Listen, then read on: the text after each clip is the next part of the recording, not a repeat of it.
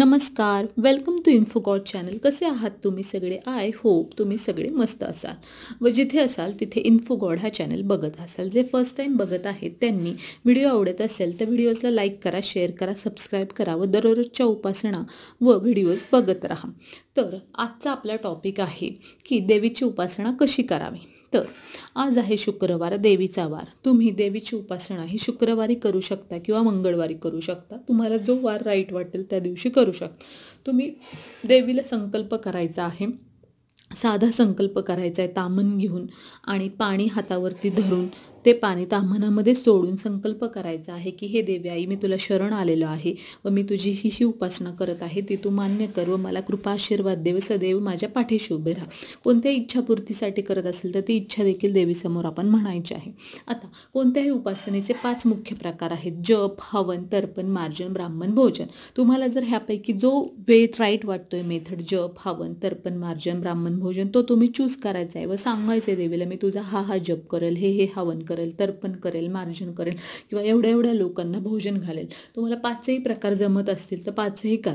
तुम्हाला शक्य असेल 5 मंगळवार, 5 शुक्रवार तुम्ही चूज करून करा किंवा वर्षभर देखील तुम्ही मंगळवारी किंवा शुक्रवारी करू शकत असाल तर तसं देखील तुम्ही करा. आता तुम्ही कोणतीही उपासना करताय तर ती संकल्पयुक्त करायची, निस्वार्थी भावाने करा किंवा इच्छापूर्तीसाठी करा. त्याचे फायदे अनेक आहेत. फॉर एक्झाम्पल, फायदा हा आहे देवीच्या उपासनाचा की ग्रहपीडा निघून जाते. अचानक होणारे घातपात, संकट, त्यापासून आपल्याला देवी आई वाचवते आणि आपल्याला कोणतीही इच्छा पूर्ण करायची असेल त्यासाठी देखील ती कृपा आशीर्वाद देते. त्याच्यानंतर आजारपण असेल, मानसिक त्रास असेल, शारीरिक व्याधी असेल, त्यातून देखील ती बाहेर काढते. कटकटीतून, पैशांचं कर्जबाजारीपण यातून देखील देवी आपल्याला सुखरूप बाहेर काढते.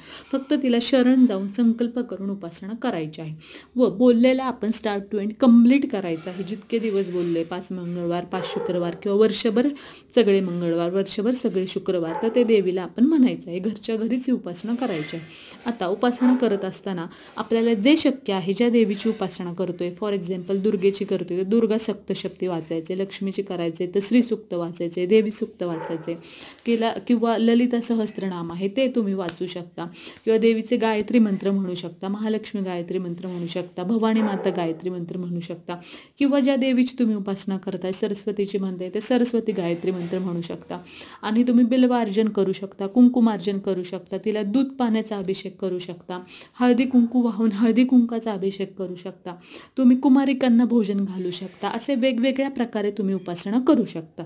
तर आपण थोडक्यात पाहिले की देवीची उपासना कशी करायची आहे. उर्वरित माहिती आपण वेगळ्या व्हिडिओमध्ये बघूयात. तोपर्यंत व्हिडिओला लाईक करा, शेअर करा, सबस्क्राईब करा. धन्यवाद.